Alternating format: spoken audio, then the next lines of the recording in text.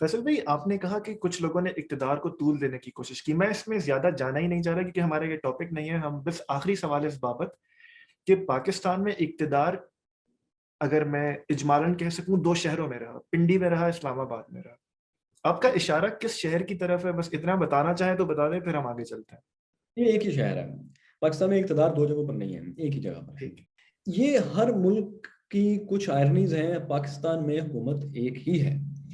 वज़ीर-ए-आज़म के पास ज़्यादा रूम नहीं होता प्ले करने का, क्योंकि जो एक जज़्बात में काश्त की हुई फ़सल है, वो किस तरफ को लहलहाएगी, कांटे कहाँ फेंकेगी और फल अपना फूल कहाँ फेंकेगी, ये किसी और के हाथ में है। और वो जितना उसको जज़्बाती कर सकते हैं, बेचारा वज़ीर-ए-आज़म नहीं कर सकता।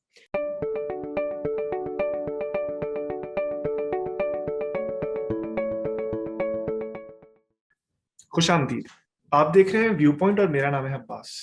जैसा कि आप जानते हैं कि हम एक यूट्यूब पर सीरीज कर रहे हैं कि उन तमाम लोगों को जो किसी न किसी सूरत तालीम और तरबियत का कोई काम कर रहे हैं, उनको दीवार के पीछे से देखें कि उस तालीम के पीछे, उस तरबियत करने के अज़्म के पीछे असल में इंसान कौन है और उसकी ज़िंदगी की कहानी क्या है। जैसा कि हम हर बार कहते हैं कि एक इंसान वही होता है जो उसकी ज़िंदगी की कहानी उसे बनाती है। तो आज इसी सिलसिले में हमने ज़हमत दी है फैसल वड़ाइच साहब को। किसी तारुफ के मोहताज नहीं है। अगर आपने पाकिस्तान में तारीख पर कोई चीज़ देखनी हो, किसी हुक्मरान के बारे में कोई चीज़ देखनी हो, मुश्किल लम्हात को, मुश्किल तारीखी लम्हात को आसान ज़बान में समझना हो, तो इनके चैनल यूट्यूब पर मौजूद हैं। फैसल भाई, बेहद शुक्रिया आपके वक़्त का। बहुत शुक्रिया आपका अब्बास साहब। फैसल और हमारे लिए एजाज़ की बात है, आप बड़े, आपको तो मैं नहीं जानता पर्सनली, आपको पता है, लेकिन आपके कुछ इंटरव्यूज़ मैंने देखे हैं, इश्तियाक अहमद साहब के और जावेद गांधी साहब के, और बड़े अच्छे क्वेश्चंस करते हैं आप। तो बेहद शुक्रिया ज़रा नवाज़ी का। फैसल भाई, जी डायरेक्टली सर। सवालों की तरफ चलते हैं। सबसे पहले, आपके काम से तो लोग वाकिफ़ हैं, जो नहीं वाकिफ़, मैं आपके चैनल का लिंक डिस्क्रिप्शन में ज़रूर दे दूँगा। अब इस तमाम सूरत-ए-हाल में अगर आपके पास एक लफ्ज़ या चंद अल्फ़ाज़ का ज़ख़ीरा हो, तो आप अपने आप को किस तरह डिफ़ाइन करेंगे?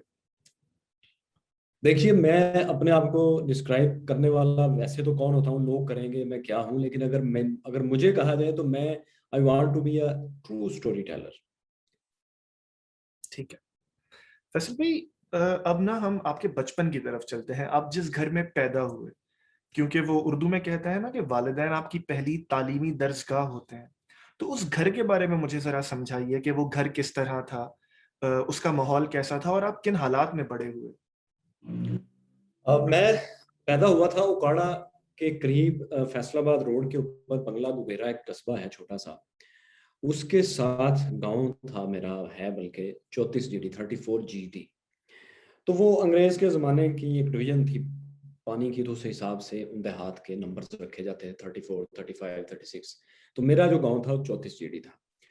और वो जो हमारा कमरा था, जॉइंट फैमिली थी, मेरे दादाबू के घर में हम रहते थे। और मेरा जो कमरा था, यानी मेरे वालिद और वालदा का, उसके साथ मेरे चचा का था कमरा, सामने एक और चचा का कमरा था, और बड़ा सा सहन था।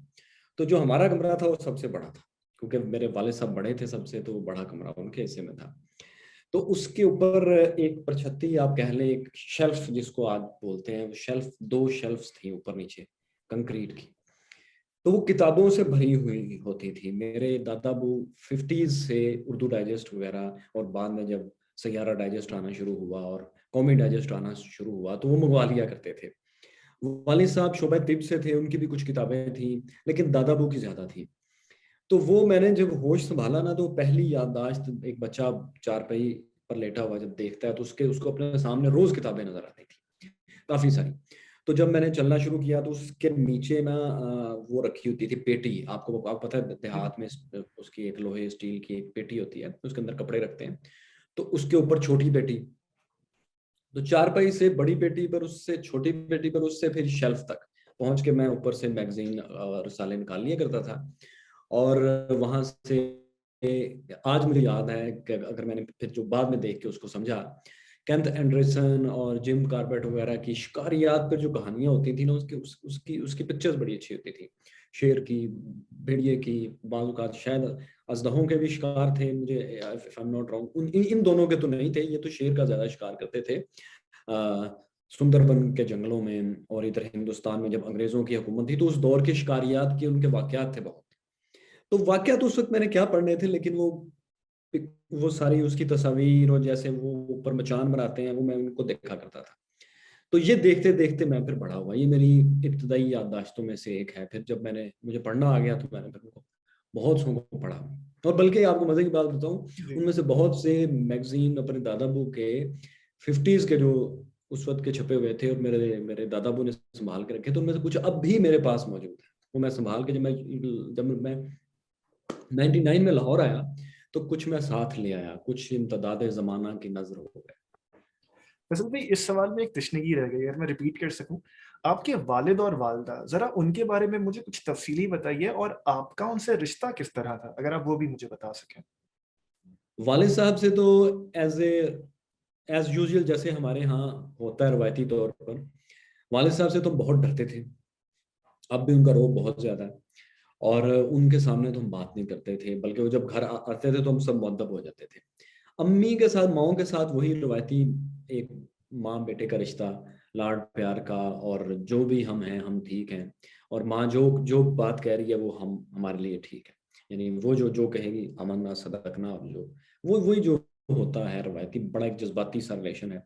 लेकिन माँ ने मेरी मेरी और मेरे बाकी बहन भाइयों की एजुकेशन मुकम्मल करने के लिए बहुत मेहनत की, बड़ी कुर्बानियाँ दी। और हालांकि खुद वो बहुत पढ़ी लिखी नहीं है, लेकिन उन्होंने हमें अच्छा लिखना सिखाया, तख्ती लिखना सिखाया, मेरी लिखाई उन्होंने ठीक ठीक करवाई। उनकी लिखाई बहुत अच्छी थी और है। और वालिद साहब ज़ाहिर है एक जो उनकी जिम्मेदारियाँ थी उन्होंने उन्होंने पूरी की, तो लेकिन उनसे हम डरते बहुत थे। फैसल भाई, आपने बताया कि आप उकाड़ा में पैदा हुए, और अभी आपने दास्तान के दरमियान बताया कि 1999 में आप लाहौर मूव हो गए। तो उकाड़ा में कितना अरसा रहे, तालीम का सिलसिला वहीं हुआ, अगर आप तालीमी सिलसिले पे कुछ रोशनी डाल सकें।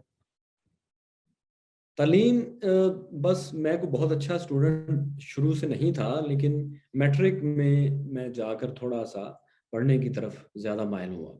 उसकी वजह हमारे एक उस्ताद थे, एक एकेडमी थी घर के पास ही, तो वहाँ उनका नाम मेरे जहन में शायद आ जाए थोड़ी देर तक। तो वो हम हमसे कोई ज़्यादा बड़े नहीं थे, हम मैट्रिक में थे और वो कॉलेज में थे, लेकिन वो बड़ा शफीक इंसान थे, बहुत अच्छे इंसान थे। तो वो हमें हमारी मर्जी का पढ़ा देते थे। मैं तो आज मेरा केमिस्ट्री पढ़ने को जी नहीं चाह रहा तो कहते थे चलो जी बायोलॉजी पढ़ लेते हैं, बायोलॉजी पढ़ने को दिल नहीं चाह रहा तो चलो फिजिक्स पढ़ लेते हैं। तो इस तरह ना उनके साथ दोस्ती हो गई और बहुत अच्छा उनसे मुझे ना शौक हो गया साइंस पढ़ने का। तो फिर बीएससी तक मैंने साइंस पढ़ी, लेकिन बीएससी का फर्स्ट ईयर उकाड़ा कॉलेज में ही छोड़कर मैं लाहौर आ गया, किसी दोस्त से कजन से मिलने के लिए आया, और फिर मैं लाहौर यहाँ से फिर वापस नहीं गया। और अगर मैं आपसे पूछ सकूं कि उस तमाम तालिब इल्मी के जमाने में आप बनना क्या चाहते थे, बड़े होके ख्वाब क्या था कि यार फैसल ने ये बनना है। शायर बनना चाहता था। तो कोई। मैं शायर बनना चाहता था क्योंकि मैं अहमद फराज, फैज अहमद फैज, नासिर काजमी, इनको बहुत पढ़ता था। बल्कि इतना पढ़ता था कि मैंने अपने दोस्तों के साथ शर्त लगाई हुई थी कि ये तीनों की बुक्स हैं, इनमें से किसी पेज में से आप एक मिसरा शुरू करें, आधा पढ़ें, बाकी पूरी गजल या नज़म में आपको सुनाऊंगा। तो मैं इनसे बहुत मुतासिर था और मैं शायर बनना चाहता था। बल्कि मैंने कुछ शायरी उल्टी सीधी की भी, लेकिन फिर मुझे जल्द ही ये समझ आ गया कि ज़िंदगी की जो गाड़ी है ये शायरी से नहीं खींची जा सकती। ज़िंदगी की तल्ख हकीकतें सामने खड़ी हुई तो मैंने फिर अपने शायर को सूली दे दी। और फिर उसके बाद ये ट्रांजिशन के, क्योंकि शायरी आप जानते हैं ना, तखय्युल है, आपसे बेहतर कौन जानता होगा। फिर जब हम अब आपके चैनल्स को देखते हैं तो वो तो प्योर वो रोमांस विद फैक्ट्स है। तो ये सफर किस यस, तरह तय हुआ। बस ये देखें, मेरा ख्याल है कि अगर आपकी तबीयत में रोमांस नहीं है और इस तरह शायरी ने बहुत पॉलिश किया मुझे, फिक्रे को लिखने में मुझे बहुत ज्यादा ज्यादा पॉलिश किया। जो लोगों को अक्सर लोग कहते हैं कि उनको महसूस होता है कि जो मैं बोल रहा हूँ, जिस तरह स्टोरी स्टोरी सुना रहा हूं, उसमें एक रवानी है, तो शायद उसकी वजह ये मेरी इब्तदाई दौर की शायरी का शौक ही है कि वो अब तक है। लेकिन मैंने आपको बताया कि बचपन से मेरी जो पहली याददाश्त है वो कहानियां बहरहाल थी। तो ये जो है ना, ये जो ट्रांजिशन है ये इस तरह था कि ये दोनों चीजें साथ साथ चल रही थी। शायरी भी मैं पढ़ता था और हिस्ट्री भी पढ़ता था, साइंस से मुझे शगफ था। अब ये चीज़ें मैच्योर होते होते इस जगह पर आई कि मुझे लॉजिक से, बेसिकली लॉजिक से, रीज़न से, हिस्ट्री से, साइंस से मोहब्बत बहुत ज़्यादा हो गई। आप अगर मेरी तहरीरें पढ़ें या सुनें या देखें, जो अब आप देख रहे हैं मेरी वीडियोज़ की शक्ल में, तो आपको महसूस होगा कि वो भी शायराना रंग लिए हुए होती हैं, हल्का-फुल्का। गो के वैसे उसका ये मतलब नहीं कि प्लीज मैं प्लीज। ताल्लुक से काम ले रहा होता हूँ या किसी जगह मुबालगे से काम ले रहा होता हूँ, ये चीज़ें नहीं होती। हकायक होते हैं, लेकिन ज़ाहिर है आम इंसान के लिए ही होते हैं। हमारे यहाँ सबसे बड़ा मसला ये हुआ है कि जो अच्छे फ़िलासफ़र हैं पाकिस्तान में, उर्दू की बात कर रहा हूँ, और तारीख़ को बयान करने वाले हैं, वो अपनी ज़ुबान न जाने क्यों इतनी मुश्किल रखते हैं कि वो उसातिज़ा में तो शुमार हो जाते हैं, और एक टॉप, एक जो क्लास है उसमें उनका शुमार हो जाता है, उनको बाहर के स्कॉलरशिप्स भी अच्छे मिल जाते हैं। लेकिन वो अपनी बात आम आदमी तक पहुंचा नहीं पाते, या फिर वो लोग जो हैं यहाँ, जो बहुत अच्छा पढ़े लिखे हैं, जानते हैं, लेकिन इंग्लिश में लिखते हैं, उर्दू में आता ही नहीं। तो ये गैप था जो मैंने रीजनेबली और सोच समझ कर महसूस किया, और फिर उसमें छलांग लगाई। यानी ये कोई हादसा नहीं था, ये एक सोची समझी और एक एक सोच समझ के, एक रूम देख के, अपने शौक के लिहाज से रूम देख के, शौक मेरा क्या है उसको देख के फिर मैं इस तरफ आया। वैसे भी अगर हम इसमें जरा ज्यादा रोशनी डाल सके कि एक तो ये मरहला है कि आप किताबें पढ़ रहे हैं, आप सीख रहे हैं, और ये एक फैसला कर लेना कि अब मैंने इसको प्रेजेंट भी करना है, जिस तरह आपने शुरू में कहा कि इसकी स्टोरी टेलिंग करनी है। ये वाला जो मरहला है कि जब अब मैंने बताना है, ये किस तरह तय हुआ, और फिर यूट्यूब ही क्यों, या यूट्यूब से पहले भी कोई जरिया आपने इस तरह इख्तियार किए? हाँ, अब देखें कि मैं जब लाहौर आया ना, तो अशफाक अहमद खान साहब एक राइटर हैं, यूनुस हसरत साहब के बेटे हैं। यूनुस हसरत साहब पाकिस्तान के बहुत बड़े एक अदीब गुजरे हैं। वो मेरे पहले उस्ताद आप कह लें स्टोरी टेलिंग में। मैं आज भी उनकी बेपनाह इज्जत करता हूँ, और बहुत ज़बरदस्त इंसान है। वो एक मैगजीन था, तालीम और तरबियत, उसके एडिटर थे। तो वो इत्तेफाक से उनसे मेरी मुलाकात हो गई, और उसके बाद तालीम और तरबियत में बहुत पढ़ता था। उसमें पुरस्रार, नकाबपोश और इस तरह के उसमें कहानियाँ सिलसिलावार हमीद के ज़माने में वो लिखा करते थे, और वो मैं बड़े शौक से उसको। और फिर एक अंगूठी की भी एक कहानी थी, मुझे उसका नाम याद नहीं, अंबर मारिया नाग सीरीज हमीद के अलग से थे नॉवल। तो तालीम और तरबियत की वजह से इशफाक साहब से मैं बड़ी अच्छी तरह वाकिफ था। जब मैं लाहौर आया तो यहाँ बज़्म पैगाम एक बच्चों की तंजीम है, उसका मैगजीन था पैगाम डाइजेस्ट। तो अशफाक साहब मुझे अपने साथ वहाँ ले गए 2000 में, 2000 की बात है, यानी 20-21 साल पहले की। तो उन्होंने मेरी मेरी इस रॉ टैलेंट को, कि मैं कहानी सुनाने का शौक रखता था, और बैठा बैठा जो लोग मेरे इर्द गिर्द बैठे हैं उनकी ऐसे ही कोई जो है कहानी किसी सच्चे वाक़ये को इस तरीके से बताया करता था कि वो उनको बड़ा मज़ा आता था। तो वो फिर मुझे उन्होंने कहा कि यार ये इसको पॉलिश करो, इसमें ये चीज़ें ठीक करो। उसके लिए उन्होंने मुझे रीडर डाइजेस्ट के बहुत सी कहानियाँ सजेस्ट की, और बताया कि ये पढ़ो, ये पढ़ो, ये पढ़ो। फिर उन्होंने मुझे कहा कि इनको इसको ट्रांसलेट करके दिखाओ, तो उन्होंने मेरी बहुत ट्रेनिंग की। और उससे मेरी जो कोई थोड़ा बहुत था मेरे अंदर कोई इस तरह की चीज़, तो वो काफ़ी पॉलिश हो गई।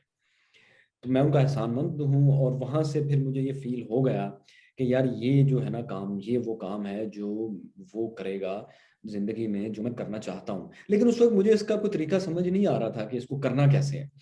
उस वक़्त यूट्यूब अभी नहीं आया था, गूगल वीडियोज़ थी। उस वक़्त नई-नई 2005 के राउंड अबाउट की बात है कि गूगल वीडियोज़ लॉन्च हो चुका था। उसको मैंने देखा, तो उसमें ना कुछ उसामा बिन लादेन के बारे में एक डॉक्यूमेंट्री थी। तो मैंने ये देखना शुरू किया कि यार ये किसी ने बड़ी अच्छी डॉक्यूमेंट्री बनाई है, मैं भी बना सकता हूँ ऐसी। मैंने फिर कुछ दोस्तों के साथ मिलकर किरण आर्मस्ट्रांग की एक बुक आई थी, वन सिटी थ्री फेथ, यरूशलेम पर, वो किताब पढ़ी और उस पे एक आधे घंटे की डॉक्यूमेंट्री बना दी। अच्छा, उस वक़्त ख़यालात को बहुत मैच्योर नहीं थे, क्योंकि हिस्ट्री को इतना डीपली मैंने स्टडी नहीं किया था, बस ऐसे सतही सी कुछ किताबें पढ़ी थी, जो इब्तदाई दौर में सारे ही पढ़ते हैं कि किसी भी बुक स्टॉल पर जाएँ, तो सामने-सामने जो किताबें पढ़ी होती हैं। I respect them a lot and their writers, लेकिन मैं ये बता रहा हूँ कि ज़ाहिर आप स्टार्ट वहीं से करते हैं ना, तो उसी किस्म के वो सारी वीडियो मैंने बनाई। वो लेकिन अभी अभी यूट्यूब नहीं आया था। फिर यूट्यूब जब आया तो उसके कुछ देर बाद आपको पता है फिर बंद हो गया। लेकिन गूगल वीडियो से ही मुझे अंदाजा हो गया था कि यार अगर ये डॉक्यूमेंट्री इस तरह सोशल मीडिया पे कोई भी अपलोड कर सकता है या आ सकती है, तो फिर मुझे भी ये करना चाहिए। लेकिन उस वक्त ये समझ नहीं आ रहा था कि फिर मैं पैसे कैसे कमाऊंगा। फिर वो तो शायरी वाला हिसाब हो गया कि शायर तो मैं बहुत अच्छा बन जाऊंगा, लेकिन कभी किताब बिक गई तो चार पैसे आ गए, मुशायरे में किसी ने बुला लिया, टीएडी या दे दिया तो ठीक है, वरना तो जिंदगी की गाड़ी नहीं चलेगी। लेकिन फिर जॉब कर ली मैंने, जॉब में भी एक्सप्रेस न्यूज में 10-11 साल मैंने जॉब की। तो उसमें फिर ये साथ साथ मैंने अपना FSW फिल्म्स के नाम से एक स्टूडियो बनाया है, जिसमें मैं लोगों के लिए डॉक्यूमेंट्रीज बनाता था। अभी भी वो स्टूडियो है, अब आप वेबसाइट पे जाएं, fswfilms.com लिखें तो मेरा वो स्टूडियो का सारा आपको जो है ना सेटअप नजर आएगा। तो उसमें मैं फिर लोगों के लिए एड्स और डॉक्यूमेंट्री फिल्म्स वगैरह का काम करने लग गया, प्रोडक्शन हाउस टाइप।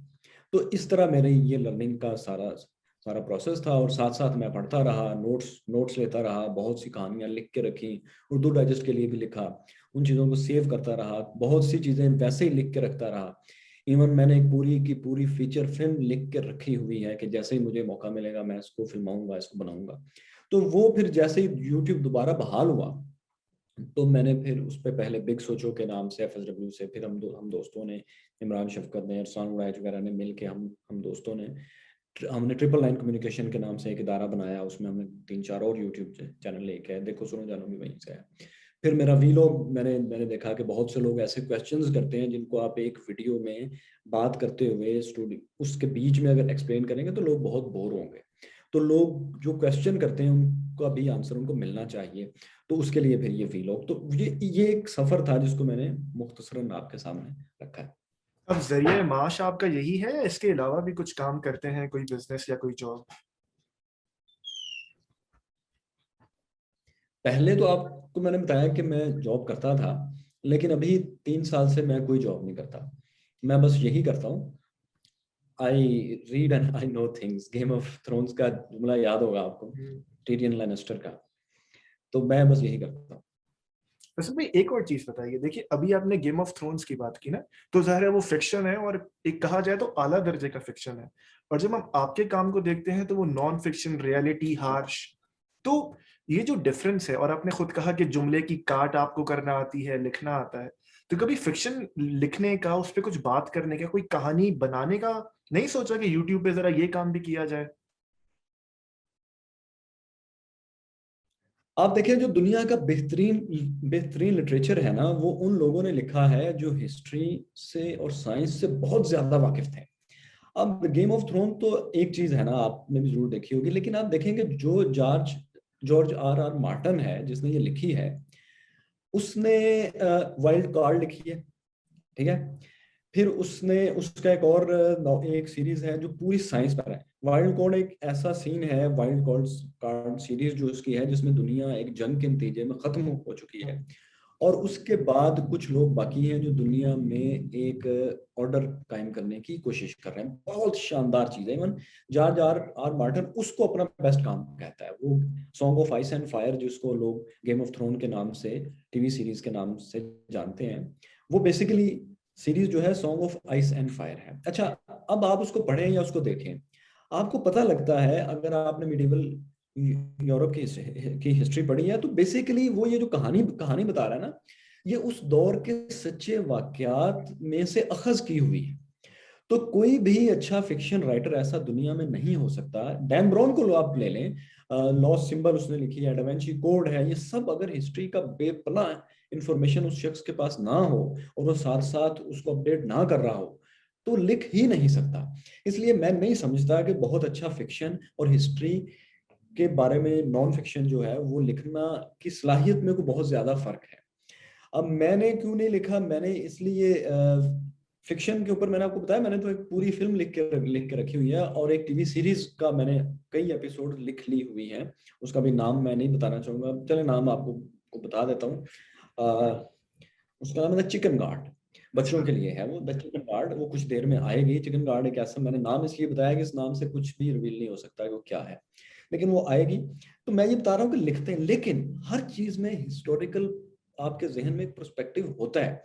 आप टेल ऑफ टू सिटीज देख लें चार्ल्स डिकन की, बेशक वो फिक्शन है, लेकिन वो बेसिकली फ्रेंच रेवोल्यूशन का बायस बनी। वो उसने दो हकीकतें, जो नया शहर बसाया था बादशाह ने, और पुराने शहर में जो जो फर्क था वो आया। इसी तरह आप देखें कि ये अच्छा फिक्शन जो है, बेशक वो फिक्शन होता है लेकिन उसके पीछे हिस्टोरिकल बहुत गहरा बैकग्राउंड होता है। जॉर्ज आर आर मार्टिन जैसे वो नाम देता है किसी को सुनो होगा कि कोई एक बादशाह से दूसरा बादशाह कैसे बनता है, उनके रिचुअल्स क्या हैं, उसमें विचेस जो है विच हंटिंग कैसे होती है, उसमें सजाएं कैसे देते हैं, उसमें मजहब कैसे रोल प्ले करता है, ये आप खुद जहन से जनरेट नहीं कर सकते। ये आप हिस्ट्री आपने बहुत डीपली पढ़ी होती है, लोगों के अकायद से, उनके आर्किटेक्ट से, उनके गुफ्तगू से, उनके अलकाबात आपके जहन में आपने पढ़े होते हैं, वो जगह आपने फिरी होती हैं, फिर आप उसमें कहानी निकालते हैं। यार इस कहानी में अगर ये दो एंगल में ऐड कर दूं ना, ड्रैगन्स जो इनकी कहानियों में थे, मैं अगर उनको रियल लाइफ में ले आऊं ना, तो यूं एक स्टोरी बन जाएगी। अच्छा, जो मैं करता हूँ वो उसमें मैं 100% इस बात का ख्याल रखता हूँ कि 1% भी फिक्शन ना आए बीच में। लेकिन जो सलाहियत है ना वो एक ही होती है। अब मैं आपको एक मिसाल बताऊं। जी जी। एक अच्छा फिक्शन राइटर ये करता है, उसको पता होता है कि इतने सफ़ों के बाद अगर किताब है, और अगर फिल्म या टीवी है, तो इतने मिनट के बाद इस सिचुएशन से, ये जो फ्रेम मैंने बनाया है, जिस इन्वायरमेंट में मैं ये सीन फिल्मा रहा हूँ या दिखा रहा हूँ या लिख रहा हूँ, जिस इससे लोग बोर हो जाएंगे। अब मैंने यहाँ चेंज करना है, सीन चेंज करना है, करेक्टर चेंज करना है, सिचुएशन चेंज करनी है, या जो एक सरप्राइज छुपाया हुआ था वो यहाँ लेके आना। छोटी छोटी चीजें हैं ना, तो ये आप अच्छा फिक्शन लिखें या नॉन फिक्शन बुक लिखें, दोनों में एक जैसी चीज है। जैसे मैं आपको कहता हूँ कि यार आपको आपको आपको मैं ये बताना चाहता हूँ कि रशिया का सबसे बड़ा मसला क्या है, लेकिन मैं बात यहाँ से शुरू नहीं करता।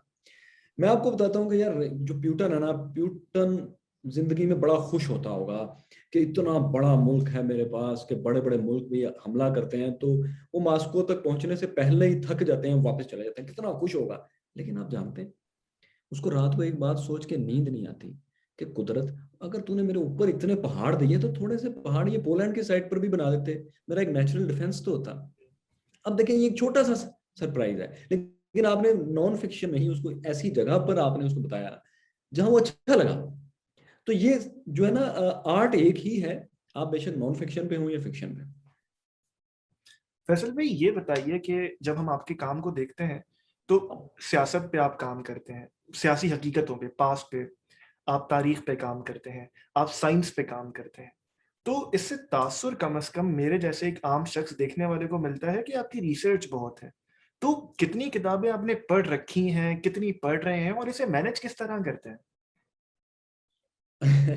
अच्छा, एक तो देखें, ये तो बात ठीक है कि अगर आपका खुद मुताला नहीं है, आप रेगुलर नहीं पढ़ते, तो आप कुछ नहीं कर सकते। लेकिन जाहिर है अब मैं अकेला नहीं हूँ, मेरे साथ सहील हुसनैन हैदर हैं, आप मेरे क्रेडिट्स में नाम नाम देखते होंगे, बहुत शानदार राइटर, रिसर्चर, और बहुत पढ़ने वाले हैं, मुझसे बहुत ज़्यादा पढ़ते हैं। उमर जावेद साहब हैं, आपने उनको आफ्ताब इकबाल साहब के प्रोग्राम में देखा होगा। उन्होंने रिसेंटली हमारे हमारे हमारे हमारे हमारे इदारे 999 को ज्वाइन किया। बहुत अच्छे रिसर्चर हैं, बहुत किताबें पढ़ते हैं, और बड़े शानदार इंसान हैं, वो भी मेरे साथ होते हैं। तो मैं क्या पढ़ता हूँ, मैं असल में आजकल तो ये करता हूँ कि 3 जगहों से पढ़ता हूँ। अमेजोन की एक ऐप है ऑडिबल, हम्म। वो आप उसकी सब्सक्रिप्शन में मैं एक किताब वहां से लेता हूँ, फिर एक हार्ड कॉपी लेता हूँ यहाँ से रीडिंग से, और अगर ना मिले तो अमेजोन से भी मंगवा लेता हूँ। अब मैं उसको साथ साथ पढ़ रहा होता हूँ और साथ साथ गाड़ी में उसको सुनता भी आ रहा होता हूँ।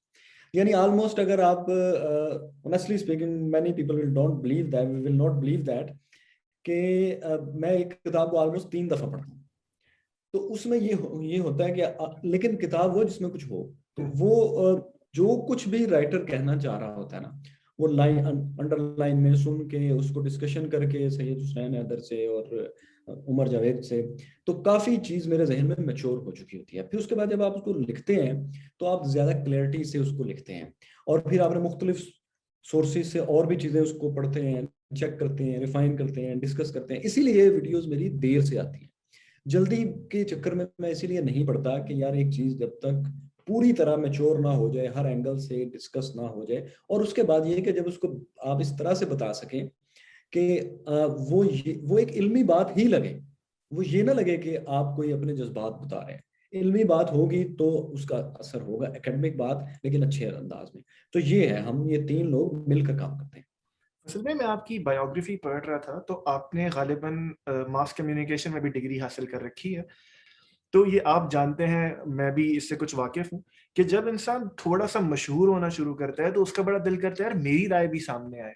लेकिन जब हम आपके काम को देखते हैं तो वो स्ट्रिक्टली फैक्ट्स हैं, जो चीज जैसे हुई वैसे बयान कर दी।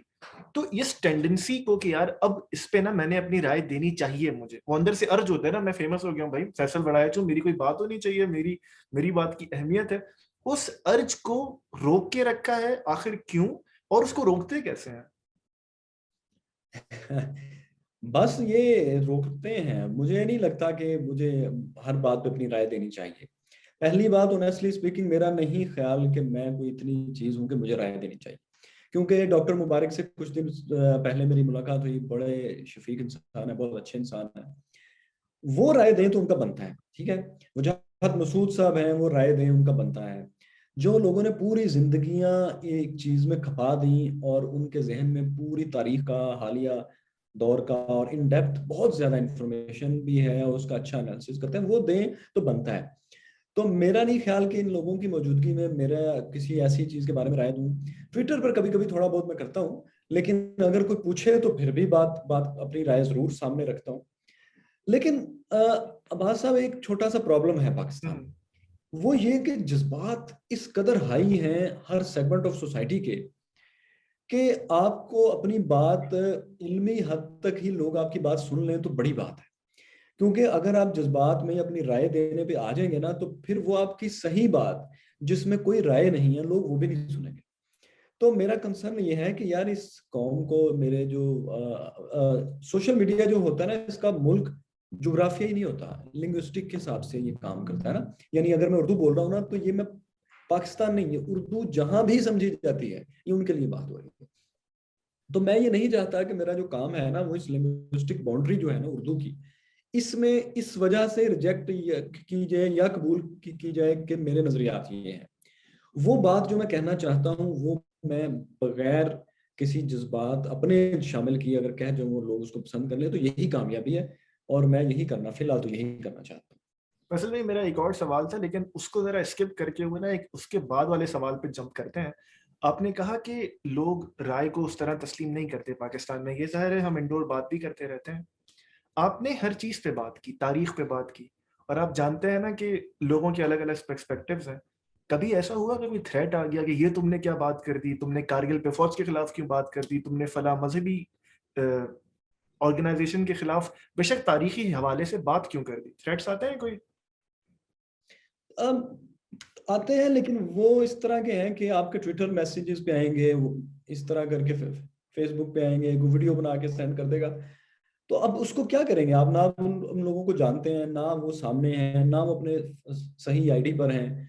तो आप क्या कर सकते हैं उनका? अब एक कई इस तरह के एतराजात हैं कि उनका जवाब, अब क्या उसका जवाब, मतलब एक एक एक एक एतराज मुसलसल कि आप मुसलमान जो हीरोज हैं और इस्लामिक हिस्ट्री पर नहीं वीडियो बनाते। हालांकि पाकिस्तान क्या इस्लामिक मुल्क नहीं है? 56 एपिसोड इसकी हैं। इस्लामिक कंट्रीज में कोल्ड वार के ऊपर 26 वीडियोज हैं। 65 की वॉर पाकिस्तान की वॉर है, पाकिस्तान एक इस्लामिक कंट्री है। 71 की वॉर, कारगिल की वॉर, ऑटोमन अंपायर की 20 से ऊपर एक साथ, ये सब कुछ मुसलमानों का नहीं है, ये और क्या है? हाँ, जब आप, लेकिन हमें तो किसी भी बाउंड्री से अलग हो के उर्दू समझने वाले जो लोग हैं उनको हर तरह की बात बतानी बतानी चाहिए ना। अब वो जो किसी शख्स ने एक जुमला सुना, एक वीडियो देखी और बस जो उसका जहन बना, उसने कहीं किसी ने धमकी लगा दी, किसी ने सख्त कमेंट कर दिया, तो कर ले, ठीक है। लेकिन वो जो जो थ्रेट आप मतलब ये हमारे यहाँ जैसे बहुत ज्यादा ये होता है कि एस्टेब्लिशमेंट की तरफ से कुछ नहीं, उस तरह का नहीं आया, कभी भी नहीं आया। बल्कि इवन 2-4 दफा ये लोग मिले मुझे तो उन्होंने अप्रिशिएट ही किया है, उन्होंने कहा यार हम आपकी वीडियो खुद देखते हैं, अच्छी बनाते हैं आप, कोई ऐसा मसला नहीं है। लेकिन हालांकि आप अगर देखें कारगिल वाली और 65 वाली, 71 वाली, तो वो और लास्ट जो बुकटी वाली थी, वो कहीं भी कोई वो जो कहते हैं कोई दकीका फरोगुजाश्त नहीं किया गया। असल में इसी के साथ ज़िमनन ये भी बताइए कि पाकिस्तान में ये चर्चा होता रहता है, कम से कम जब से मैं पैदा हुआ हूँ, कि सेंसरशिप का कोई ना कोई फॉर्म है पाकिस्तान में। और तलत हुसैन साहब को मैं पढ़ रहा था, काफी जाने माने सहाफी हैं, वो कह रहे थे कि इस वक्त जो सेंसरशिप है जितनी सिस्टमेटिक है, पाकिस्तान में कभी ऐसी सेंसरशिप नहीं थी। इस राय के बारे में आपकी क्या ख्याल है, और सेंसरशिप अभी इस वक्त है या नहीं है? बहुत सेंसरशिप तो है। देखें, इस वक्त सेंसरशिप हो गई है सेल्फ सेंसरशिप। हम्म। ये सेंसरशिप की वर्स्ट फॉर्म है, क्योंकि अब इस तरह हो गया। देखें, सोसाइटीज टेम होती हैं, चीजों को लर्न करती हैं। आप हमारी सोसाइटी में देखें, एक जेंडर है जो बचपन से ही होश संभालने के कुछ देर बाद उसको ये पता लग जाता है कि मेरी तरह का दूसरा जेंडर गली में साइकिल चला सकता है, भाग सकता है, शॉप तक जा सकता है, मैं नहीं जा सकती। फिर थोड़ी सी और वो बड़ी होती है, उसको पता लगता है कि मैं जॉब करना मेरे लिए क्या रिस्ट्रिक्शन है और क्या मैं कर सकती हूँ। फिर लेकिन उससे बड़ी होते होते वो अपने लिए खुद ही कई रिस्ट्रिक्शन बना लेती है कि यार ये मैं कर सकती हूँ, ये मैं नहीं कर सकती। वो एक तरह की, और ये मैं अगर करूंगी मुझे सोसाइटी से बहुत लड़ना पड़ेगा, अपने फैमिली से, ये वो। और वो अपने ट्रू टैलेंट को भी दबा के जिंदगी जिंदगी को अपनी गुजारती है हमारी सोसाइटी में।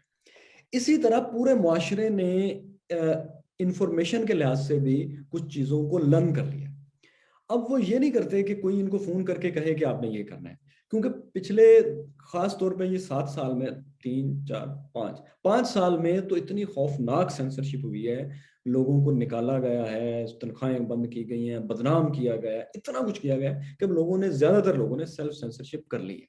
अब वो बात करते ही नहीं कि जिससे उनको हो कि यार इससे कोई रिएक्शन आएगा। अब देखिए ना, एक तरह का नया दबाव है जो हर बड़े ग्रुप ने, और उस पे हमारे ही खिलाफ, यानी आवाम के ही कुछ लोगों के खिलाफ बड़े बड़े सेल्स बनाए हुए हैं, और वो ऑपरेट करते हैं। और वो फिर आप पे इतना दबाव डालते हैं कि कोई बात आपको करने नहीं देते। अब ऐसे में लोगों ने खुद से अपने ऊपर सेंसरशिप्स लगा ली हुई है। और फिर वो अब नई किस्म की रिश्वतें हैं, और आप जानते होंगे वो किस किस्म की हैं, वो दी जाती हैं। फाइनेंशियल हैं, लेकिन वो और तरीकों से अब दी जाती हैं, बाहर लगता भी नहीं कि वो रिश्वत है। तो अब ये है, इस वजह से सोसाइटी के बोलने और कहने और सुनने और समझने वाले लोगों ने कहना छोड़ दिया है उस तरह जो वो बात कह सकते थे। मतलब अगर हमारे मुल्क में कोई कोई प्रॉब्लम है तो वो बताने के बजाय कह दिया जाता है कि भूटान में ये प्रॉब्लम है। हालांकि कुछ देर पहले ऐसा नहीं था। उसके ज़ियाउल हक के ज़माने में आप देखें, लोग फांसी चढ़े, लोगों ने कोड़े खाए, लेकिन उसकी हर चीज पर रेजिस्टेंस आई। अब कोई कोई कोड़े और फांसी का तो कोई सवाल ही पैदा नहीं होता, लोग खुशी खुशी कबूल कर लेते हैं। बस ये है। फैसल भाई, ज़िया-उल हक साहब के ज़माने की आपने बात की, उस वक्त तो हमें पता था कि भाई ज़िया-उल हक साहब हैं, उनके कुछ लोग हैं जो वो अखबार अब स्टोरी लिख देते हैं, वहां फिर पब्लिश नहीं होती, वो लोग सेंसर कर देते हैं। इस वक्त हम्म। इस सेंसरशिप का मंबा आखिर है कौन, अगर आप मुख्तसरन बता सकें मुझे? ज़ियाउल हक के ज़माने में देखें ना, वो अखबारात पड़े हुए हैं लाइब्रेरीज में जाके। आप देखें कि जब ज़ियाउल हक का एक फौजी आके कहता था ये खबर निकाल दो, ये खबर निकाल दो, तो वो खबर वहां से निकाल देता था। लेकिन अखबार एहतजाजन उस जगह पर फिर कोई खबर नहीं लगाता था, अखबार खाली ऐसे छप ही जाते थे। था, जी। ताकि कल तारीख में ये रहे कि हमने यहाँ ये खबर लगाई थी। वो नहीं, अब तो ये नहीं होता। नहीं, लेकिन मेरा तो सवाल ये है कि सेंसरशिप आखिर मुझे उस वक्त तो पता है ज़िया-उल आपका हक साहब सवाल की क्या तरफ है। से थी। मुझे मुझे पता है आपका सवाल क्या है। मैं आपको जो बता रहा हूँ बस उतना ही बता सकता हूँ। चले, मैं फिर नहीं कहता कि ज़िया-उल हक साहब के दोस्ती कर रहे हैं, लेकिन ठीक है, आगे चलते हैं। बस ज़ियाउल हक, असल में मैं इस आपको मुख्तसर ये बता दूं कि ज़ियाउल हक हैज़ ग्रोन अप, और बहुत ताकतवर हो चुका है, और सोसाइटी में इम्बैलेंस बहुत ज़्यादा हो चुका है। ज़ियाउल हक का कद बहुत बड़ा हो गया है। और शायद थोड़े और से अक्लमंद भी हो गए, आवाम, उन्हें वो तरीके भी आ गए कि किस तरह करना है और किस तरह नहीं करना। सोसाइटी टेम कर ली गई है, सोसाइटी टेम हो चुकी है। आप देखें, जब पाकिस्तान बना तो उस वक्त यहाँ पर, मैं सिर्फ बर्दाश्त के एंगल से बात कर रहा हूँ, बर्दाश्त के एंगल से, इसका और कोई मकसद नहीं जो मैं बात करने लगा। जब पाकिस्तान बना तो आप जाके ऑनलाइन चेक कर लीजिए कि पाकिस्तान में अकलीतों की तादाद कितनी थी, पाकिस्तान में कितने पारसी थे, कितने यहूदी थे, कितने हिंदू थे, कितने मुसलमान थे। मैं वो जो पार्टीशन के बाद महाजर जो लोगों ने हिजरत की उनकी बात नहीं कर रहा, उसके बाद के सेंसस की बात कर रहा हूँ। और आज देख लीजिए क्यों कम है। जाहिर है कुछ लोगों में बर्दाश्त कम है ना। उसके बाद आप देखिए कि अयूब खान के दौर से पहले, 79 से पहले, सॉरी, भुट्टो के दौर में भी आप आ जाए, तो भुट्टो के दौर से कुछ पहले तक पाकिस्तान में बर्दाश्त का लेवल इससे बहुत ऊपर था। आजकल के बच्चों को तो ये लगता है ना कि जिस तरह का माशरा इनको मिला है, ये हमेशा से इस किस्म का था। हमेशा से हम ऐसे कभी भी नहीं थे। इंडिया के बॉर्डर के ऊपर मेरे दादा अबू अभी मैं अच्छा खासा बड़ा था, कॉलेज में था जब उनकी डेथ हुई, तो वो बताया करते थे इंडिया के बॉर्डर के उस तरफ तो लोगों के उतार लगे होते थे, और यहाँ भी लगे होते थे, लोग आते जाते थे। ये नहीं कि कश्मीर के मसले पर लोगों की राय ये थी कि हाँ इंडिया कश्मीर रख ले, उस वक्त भी नहीं थी, लेकिन ये था कि लोगों में थोड़ी बहुत बर्दाश्त थी। अब ये हुआ है कि जज्बात इस कदर मुश्तल हैं और जज्बातियत इतनी ज्यादा है एक एक मामले में, कि जज्बात से ही हर मसले को हल करने की कोशिश की जा रही है। जज्बात से इकोनॉमी का मसला हल करने की कोशिश की जा रही है, जज्बात से सियासत की जा रही है, जज्बात से मजहब की तरवीज करने की कोशिश की जा रही है, जज्बात से इल्म फैलाने की कोशिश की जा रही है। और जज्बात का सबसे बड़ा अबासा प्रॉब्लम पता क्या है? जब आप जज्बात से बात करते हैं ना, तो मुकाबले पर भी फिर जज्बात आते हैं, क्योंकि जज्बात का मुकाबला तो जज्बात करेंगे ना। अब ये होता है कि जज्बात के मुकाबले में जब जज्बात आएंगे ना, तो फिर जज्बात को जीतने के लिए ज्यादा जज्बा चाहिए होगा। अब इससे लड़ाई शुरू होगी, ठीक है, सोसाइटी तबाह होगी, जो कि हम हो रहे हैं। लेकिन अगर आप लॉजिक पर, इल्म पर और बर्दाश्त पर रहेंगे, तो एक तरफ से एक लॉजिक आएगी, दूसरी तरफ से एक और लॉजिक आएगी, जिससे मुआशरा ग्रो करेगा, जहन तरक्की करेंगे, माइंड ज्यादा पैदा होंगे, बात करने वाले लोग ज्यादा होंगे। आप ये कह सकते हैं कि बात सलीके से करने की सोसाइटी को तरबियत दी जाए, उसकी हौसला अफजाई की जाए। लेकिन जब आप बात करने से रोक के जज्बात से मसला हल करने की कोशिश करेंगे, फिर यही होगा। कुछ दिन पहले हम अब छोड़ें उस मिसाल, लोग फिर उसको उसको ना सियासी तरफ ले जाएंगे, लेकिन आप देखेंगे हम जज्बात से अपने मुआशी मसले भी हल करने की कोशिश कर रहे हैं। भला दुनिया में ऐसे हुआ है कभी? जज्बात से कभी मैशत चली है कभी? फैसल भाई, ये जो सोसाइटी को इस तरफ आपने कहा कि लेके जाया गया है, ये हुस्ने इत्तेफाक है या हुस्ने इंतजाम है? और ये मामला, क्योंकि ये कहना तो बड़ा वेग है ना कि सोसाइटी ऐसी हो गई, जाहिर है किसी ने उसको इस तरह कंस्ट्रक्ट किया है, कोई इदारा, कोई शख्स, अगर आप जिम्मेदारी भी डाल सकें। देखिए, जिम्मेदारी बिल्कुल है, और मैं पिन पॉइंट करके लोगों के नाम ले सकता हूँ, लेकिन फिर वही बात है कि जो असल बात है ना, वो बीच में से निकल जाएगी। असल बात मैं यही कहना चाहता हूँ कि बर्दाश्त अब नहीं थी, तो अब चली गई है, तो अब पैदा करें। सोसाइटी को लेके जाया गया है इस तरफ, और जो लोग लेके गए वो अपने जहनी कदकाठ में बोने लोग थे। उसकी वजह यह है कि अगर वो दराज कद होते अपनी सोच में, तो वो ये काम ना करते। उनको अपने इक्तदार को तूल देना था। उस तूल देने के लिए उनको एक खास किस्म की सोसाइटी चाहिए थी, जो वो काम करे, जो काम उनके इक्तदार को प्रोलॉन्ग करे और उनको बचा के रखे। बाज़ औक़ात इंसान, लोग जो हैं, अपने जुग्राफिये के, अपने हालात के कैदी हो जाते हैं। लेकिन अगर वो बहुत विजन वाले लोग हों, तो वो बर्दाश्त करके उससे निकल जाते हैं और अपना नुकसान इस तरह नहीं होने देते। अपना नुकसान कर लेते हैं, लेकिन सोसाइटी का नुकसान, या अपने, अगर वो फैमिली मेंबर है तो अपनी फैमिली का नुकसान नहीं होने देते। लेकिन हमारी बदकिस्मती ये है कि हमें हमें तारीख के 2-3 बड़े क्रूशल मौकों पर कुछ ऐसे लीडर्स मिल गए, हुक्मरान मिले, जिन्होंने अपने इक़्तिदार के लिए सोसाइटी को खास ढंग के ऊपर ढाला। क्योंकि अगर उस रंग पे वो उनको नहीं ढालते, उनको जज्बाती करके उनसे काम नहीं लेते, तो वो ना अपना इक़्तिदार बचा सकते थे, ना उसको तूल दे सकते थे। तो इस चीज़ ने हमें तबाह कर दिया, और इतना तबाह कर दिया कि मैं कभी कभी सोचता हूँ, गौर करता हूँ कि ये कैसे ठीक होगा। तो यकीन कीजिए, कोई ईमानदारी से बताऊं तो कोई तरीका समझ नहीं आता कि ये कैसे ठीक होगा। सिर्फ एक ही बात समझ आती है कि लोगों को बार बार यही कहा जाए कि यार एक दूसरे को बर्दाश्त करना सीखें और एक दूसरे को बात करने दें, तो वैसे शायद कोई ना कोई रास्ता निकल आएगा। जरूरी नहीं इस बात, हर बात करने वाला कोई हल बताए, लेकिन उससे ये होगा प्रोसेस। जब लॉजिक के जवाब में लॉजिक आएगी, तो माइंड्स आगे, बात आगे बढ़ेगी, बात चलेगी ना। वो जैसे जॉन एलिया का एक शेर है कि ये हादसा तो एक ही है, कि बात कही नहीं गई, बात सुनी नहीं गई। और उसका पहला मिसरा मेरे ज़हन से जी निकल जी गया, जी, लेकिन जी, दूसरा जी। सही है। फैसल भाई, आपने कहा कि कुछ लोगों ने इक्तदार को तूल देने की कोशिश की। मैं इसमें ज्यादा जाना ही नहीं चाह रहा, क्योंकि हमारा ये टॉपिक नहीं है। हम बस आखिरी सवाल है इस बाबत कि पाकिस्तान में इक्तदार, अगर मैं इजमालन कह सकूं, दो शहरों में रहा, पिंडी में रहा, इस्लामाबाद में रहा। आपका इशारा किस शहर की तरफ है? बस इतना बताना चाहें तो बता दें, फिर हम आगे चलते हैं। ये एक ही शहर है। पाकिस्तान में इक़्तिदार दो जगहों पर नहीं है, एक ही जगह पर है। ठीक है, और वो कौन सा है? देखिए, मैं आपको एक बात बताऊं। जी प्लीज। लिबनान में हरीरी ने कितनी कोशिश की कि लिबनान एक छोटा सा मुल्क है, छोटा सा मुल्क है। शाम, हालांकि शाम भी बहुत बड़ा नहीं है, शाम के इस तरफ सऊदी अरब के दरमियान के साथ, ऊपर से उसके इस तरफ इसराइल है, कितना उसके उसके मसले हैं, नीचे उर्दन है, एक तरफ इराक। अच्छा, अब वो कितनी कोशिश अगर मैं ये नहीं कह रहा उसका ठीक या गलत होने पे बात नहीं कर रहा, मैं एक मिसाल देने के लिए उसका नाम लिया मैंने। वो यहाँ की मिसाल दूंगा ना तो बात पोलिटिसाइज हो जाएगी और सब मैं समझा ही नहीं पाऊंगा जी पार्टी जी। को ना, तो इसलिए मैं उसकी हरीरी की मिसाल देता हूँ। अगर वो कुछ करना चाहता, क्या वो हिजबुल्लाह की मर्जी के बगैर कर सकता है?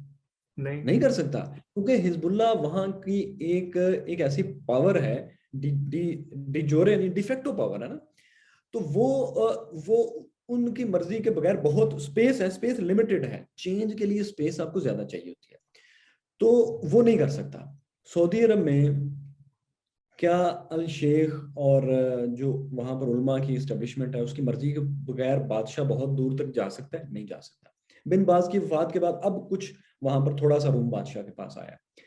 इसी तरह मिस्र में क्या वहां का कोई भी वजीर आजम अपनी मिलिट्री की मर्जी के बगैर थोड़ा सा ज्यादा आगे जा सकता है? नहीं जा सकता। ये हर मुल्क की कुछ आयरनीज हैं। पाकिस्तान में हुकूमत एक ही है, वजीर आजम के पास ज्यादा रूम नहीं होता प्ले करने का, क्योंकि जो एक जज्बात में काश्त की हुई फसल है वो किस तरफ को लहलहाएगी, कांटे कहाँ फेंकेगी और फल अपना फूल कहाँ फेंकेगी, ये किसी और के हाथ में है। और वो जितना उसको जज्बाती कर सकते हैं बेचारा वजीर आजम नहीं कर सकता। और आपको पता है जज्बात में आए हुए लोगों, एक बंदा ही काफी होता है, वो फिर आपको कोई काम नहीं करने देता। असल में हम ना दोबारा अब आपकी जिंदगी की तरफ आते हैं। जब आप कोई किताब पढ़ते हैं, या इसको मैं अगर इस तरह फ्रेम करूं कि जब आप बड़े हो रहे होते हैं तो आपके जहन में चंद अकायद मुआशरे के साथ आ जाते हैं। जैसे आपने कहा कि भाई मैंने अपने जेंडर को साइकिल चलाते देखा तो मैं साइकिल चला सकता हूँ।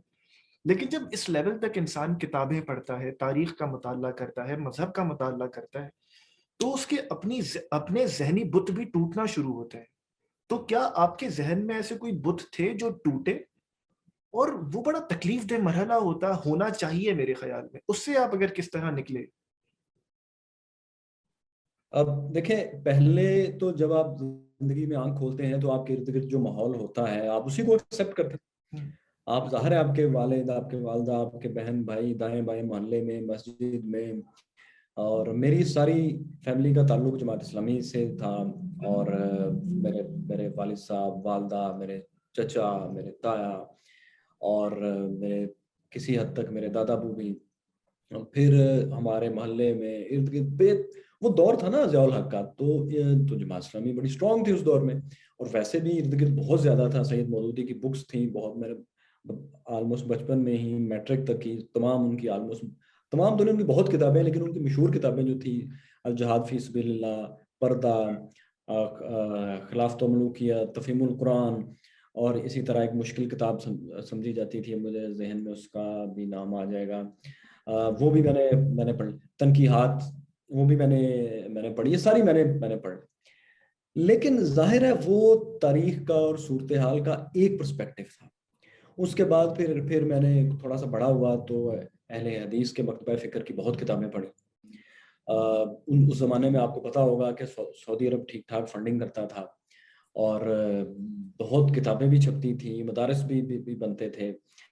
और वो उसमें फिर मेरे भी सामने वो चीज़ें आई, उनको पढ़ा, कैसेट्स भी उनकी उनकी सुनी। इस तरह मुख्तलिफ मराहल से गुजरते गुजरते ज़िंदगी में फिर एक बार रीडर डाइजेस्ट पढ़ते हुए एक दफ़ा मुझे अगाथा क्रिस्टी का के एक लाइन मैंने पढ़ी। वो लाइन थी कि if you want to find truth in your life, if you want to know truth, then doubt everything at least once in your life. अगर आप सच जानना चाहते हैं तो एक दफ़ा अपनी ज़िंदगी में हर चीज़ पर शक ज़रूर करें कि क्या ये ठीक है या नहीं। अच्छा, ये फ़िक्र की लॉजिक इसमें इतनी स्ट्रांग थी कि यार अगर कोई चीज़ सच है तो उसको शक से डरना तो नहीं चाहिए ना। अगर मैं कहता हूँ मेरी जेब में 10 रुपए हैं और आप कहते हैं नहीं यार नहीं है, तो मुझे तो नहीं डरना चाहिए, मुझे आपको खोल के दिखा देना चाहिए, देखो यार ये 10 रुपए हैं, इसमें क्या ऐसी बात है। तो ये लॉजिक इतनी स्ट्रांग थी कि यार ये बात तो ठीक कर रही है। अच्छा, हालांकि शी इज नॉट फिलोसफर ना, वो तो एक फिक्शन है, राइटर, वो भी मिस्ट्री थ्रिल पे लिखती है, सस्पेंस पे लिखती है। लेकिन वो लाइन मुझे, आप कह लें कि लड़ गई एक तरह की, यार ये बात ठीक कर रही है। Then I started to revisit every thinking, every ideology, everything. तो मैंने ये देखा कि दुनिया वो किसी एक किसी भी एक पर्सपेक्टिव से अगर आप देखेंगे तो आप दुनिया इतनी अच्छी नहीं लगेगी जितनी आप ऑब्जेक्टिव होकर दुनिया को देखें। आप कोई भी जहन में ख्याल पाले बगैर दुनिया को देखें। तो ये थोड़ा सा तल्ख तो हुआ, लेकिन इससे जिंदगी को देखने का अंदाज बेहतर हुआ और मुझे दुनिया ज्यादा खूबसूरत, अच्छी और हेल्दी, और लोग, इंसानों से मोहब्बत मेरी बहुत बढ़ गई। असल में ये हकीकत पहले है। मैं जी जी, अपने प्लीज इस प्लीज। बैकग्राउंड की वजह से खानों को बांट देता था खानों में, कि ये अच्छे लोग हैं, ये बुरे लोग हैं। ये मैं वो लफ्ज नहीं इस्तेमाल करना चाह रहा, आप समझ जाए। कुछ अच्छे हैं, कुछ बुरे हैं, ये नहीं। अब ये अच्छे लाजमी हैं, ये बुरे हैं। फिर उसके बाद मैंने ये तकसीम बदल दी। दुनिया में सिर्फ दो किस्म के लोग हैं, एक जो अच्छे हैं और एक जो बुरे हैं। अच्छे बुरे का फैसला लोग आपसे अपने रवैये में खुद कर देंगे। किसी भी नजरिए को सामने रख के आप लोगों के अखलाक को तयन नहीं करना चाहिए, नहीं होना चाहिए। किसी से मिले बगैर, किसी को समझे बगैर, तबके को, मुल्क को, जब तक मैं पाकिस्तान से बाहर नहीं गया था, मैं ये समझता था कि अमेरिका, ये बरतानिया, अंग्रेज दुश्मन है सब इंसानियत के, और ये हर वक्त सोचते रहते हैं कि पाकिस्तान को तबाह कैसे करना है, पाकिस्तान के कि हम कैसे मलियामेट करेंगे। लेकिन जब मैं थोड़ा सा बाहर गया तो मुझे पता लगा कि नहीं, ये इस तरह नहीं। मुख्तलिफ पर्सपेक्टिव्स हैं। लोग अपने जोग्राफिया के कैदी हैं, प्रिजनर्स ऑफ जियोग्राफी हैं हम सब। तो अपने अपने हालात में, अपने जोग्राफी में लोग अपने लिए जो बेहतर उनको लगता है वो सोचते हैं। तो दूर बैठे शख्स को लगता है कि मेरे खिलाफ खिलाफ सोच रहे हैं। बाज़ औक़ात इंटरेस्ट क्लैश करते हैं, नो डाउट करते हैं, लेकिन वो बाज़ औक़ात, हर कोई ब्लैक एंड व्हाइट में आपका दुश्मन नहीं होता, ना आपका दोस्त होता है। इंटरेस्ट होते हैं दुनिया में उससे ज्यादा। तो इन चीजों ने ना सिर्फ मेरे मेरे मेरे ख्यालात को तोड़ा, बल्कि मेरे सामने एक बेहतर दुनिया पेश की जिसमें मुझे इंसानों से ज्यादा प्यार हो। असल में आपने कहा कि अगाथा क्रिस्टी का जो आपने जुमला पढ़ा कि सच को अगर जानना है, तो बुनियादी मुकद्दमा तो फिर ये है कि सच को आखिर जानना ज़रूरी है क्यों? मैं पैदा हुआ, मैं काम करूँगा, मैं मर जाऊँगा, मेरी ज़िंदगी की हकीकत तो यही है। देखिए, सच को जानने का मसला तब पैदा होता है जब आपने इंसाफ करना होता है। अगर आपने इंसाफ नहीं करना तो सच को जानने का कोई फायदा नहीं है। फिर ठीक है, आप देखें कितनी बड़ी तल्ख हकीकत है। आपने अक्सर बड़ा मशहूर एक इमेज है, उस पर ट्विटर पे जरूर जरूर देखा होगा कि एक बाप एक कश्ती के ऊपर, तीन बच्चे बैठे हैं, उसने एक एक एक जो कांटा है ना वो समंदर में डाला हुआ, और ऊपर लिखा हुआ है कि आज हम भूखे हैं, हमारा बाप हमारे लिए मछली पकड़ेगा। और नीचे हाफ इमेज में ये दिखाया हुआ है कि एक मछली है बड़ी सी, उसके उसके पीछे तीन छोटे छोटे बच्चे हैं, और वो कह रहे हैं आज हमारी माँ या हमारा बाप हमारे लिए कुछ खाने को ढूंढ के लाएगा, और वो मछली कांटे में फंसने वाली। अब देखिए, फितरत तो ये है, अगर आपने इन बच्चों का पेट भरना है तो वो मछली खाई जाएगी और उसके बच्चे किसी खाते में नहीं।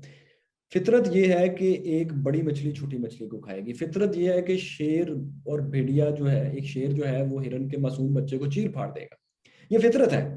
ताकतवर कमजोर को खा जाएगा। एक सुपरनोवा, एक हाइपरनोवा कई सितारों को, जानों को खत्म कर देगा और कई नए पैदा करेगा। ये फितरत है। इंसान, ये आपके सामने की है चीजें, इसमें कोई रॉकेट साइंस नहीं। इंसान वाहिद इस कायनात, मालूम कायनात में वो एक चीज है, एक जानदार कह लें उसे, एक कुछ भी कह लें, आप जानदार कह लें, जानवर कह लें, जो आपको पसंद है। मैं कोई एक नाम दे के उसको, बात को किसी और तरफ नहीं लेके जाना चाह रहा, लेकिन ये वाहिद चीज है इंसान जो ये करता है कि इंसाफ के लिए कोशिश करता है। ये इंसान ही है जिसने ये कोशिश की है कि हम कम से कम आपस में ये कोशिश करें कि कोई ताकतवर और कोई कमजोर अपनी ताकत की वजह से और कमजोरी की वजह से फायदा और नुकसान ना उठाए। एक इदारा हो, एक आइडिया हो जिसपे सबको बराबर तोला जाए। तो जब आपने इंसाफ करना करना होता है ना इंसान ने, तो फिर उसको सच की तलाश करना पड़ती है। इसलिए सच को जानना जरूरी है। फैसल भाई, पाकिस्तान और इसके मसाइल पर एक आखिरी बात, फिर हम वापस आपकी ज़िंदगी पर आएंगे। आपने मेरे इंटरव्यू का जिक्र किया इश्तियाक अहमद के साथ। जब मैंने उनसे ये सवाल किया, और मैं सवाल पहले फ्रेम कर देता हूँ कि पाकिस्तान का आखिर बुनियादी मसला क्या है। बहुत सारे मसाइल तो हैं, लेकिन जो बुनियाद है कि वो सही हो जाए तो बहुत सारे मसाइल सही हो जाए। मेरी इश्तियाक अहमद साहब से बात हुई तो उन्होंने कहा कि हमारी तामीर में मुज़मर है एक सूरत खराबी की। और अगर मैं किसी मजहबी शख्स से बात करता हूं तो वो कहते हैं कि भाई या तो मजहब को हमने सही तरह इम्प्लीमेंट नहीं किया, या उसकी इम्प्लीमेंटेशन और उसके दूसरे मसाइल। आपके नजदीक पाकिस्तान का बुनियादी मसला है क्या? अब देखें, पाकिस्तान के मसाइल इतने कॉम्प्लेक्स हैं कि आप इससे एक फिक्रे में तो बता ही नहीं सकते, ठीक है। लेकिन मैं एक बुनियादी बात करता हूँ। आप देखें, अगर एक कमरा में बहुत ज्यादा मैस हो, अलमारी टूट गई हो, कुर्सियां आधी टूट चुकी हो, कारपेट रोल करने के बजाय ऐसे फेंका हो, डस्ट बहुत बहुत ज्यादा हो, अंदर घोंसले बने हुए हो, बहुत मकड़ी के जाले हो, तो उसको ठीक करने का तरीका क्या है? जिन लोगों ने उस कमरे में रहना है, ठीक है, पहले तो बैठ के ये तय करें कि अच्छा यार, हमने इस कमरे को आज साफ करना है। उसके बाद वो बैठ के ही ये तय कर लें कि हमने इसको कैसे साफ करना है। एक शख्स कारपेट साफ करेगा, एक जाले जाले उतारेगा, या हम किसी को ठेका देंगे, इतने पैसे देंगे, वो आके हमारा कमरा हमारे मुताबिक साफ कर देगा, या किसी और को बुलाएंगे कि यार ये नक्शा है, इसके मुताबिक इसकी सारी चीजें थी। कोई ना कोई तरीका तो बनाएंगे ना।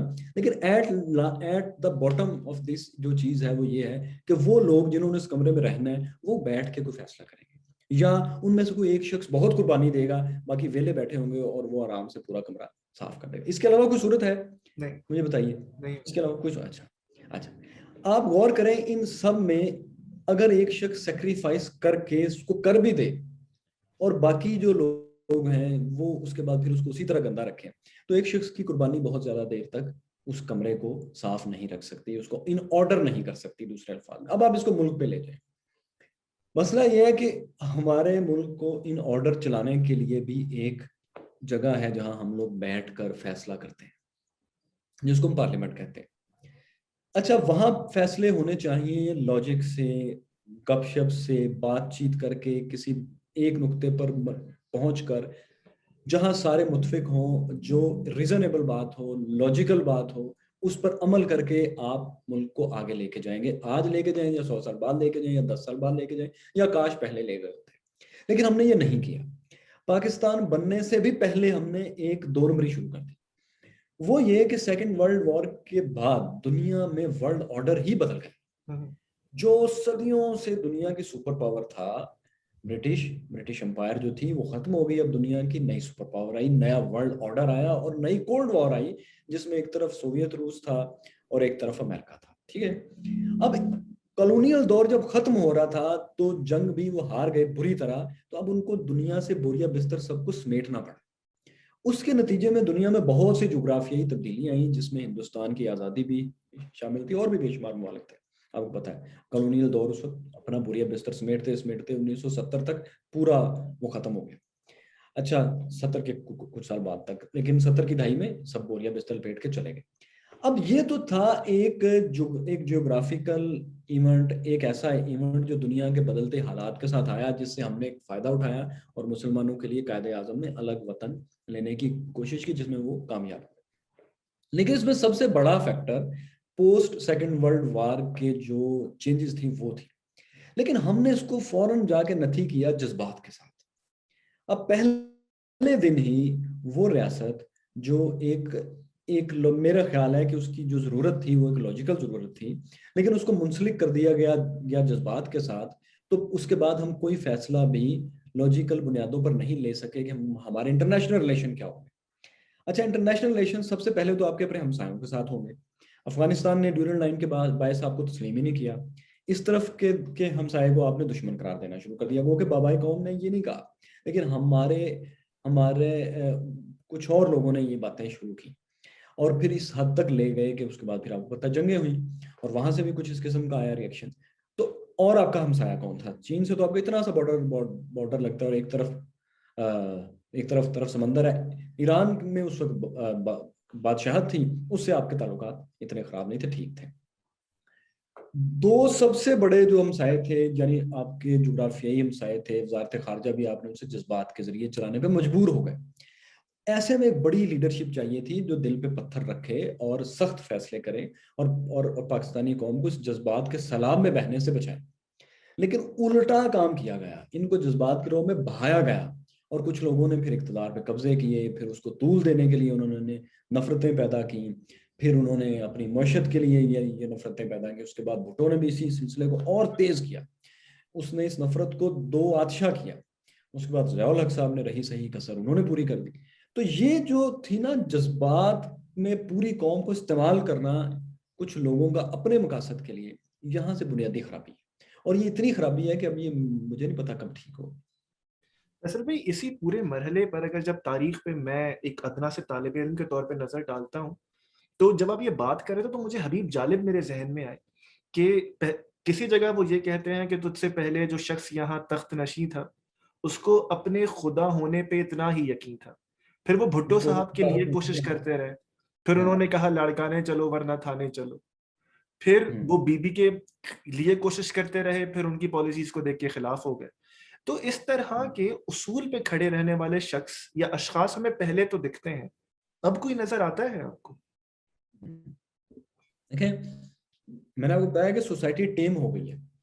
सोसाइटी ने लर्न कर लिया है कि हमने पाबंदियों में, जंजीरों में कैसे रहना है। एक आज़ाद इंसान का तस्वुर जो है ना, वो बड़ा मुश्किल हो गया है लोगों को ये बताना कि एक आज़ाद इंसान और आज़ाद मुआशरा होता कैसे है।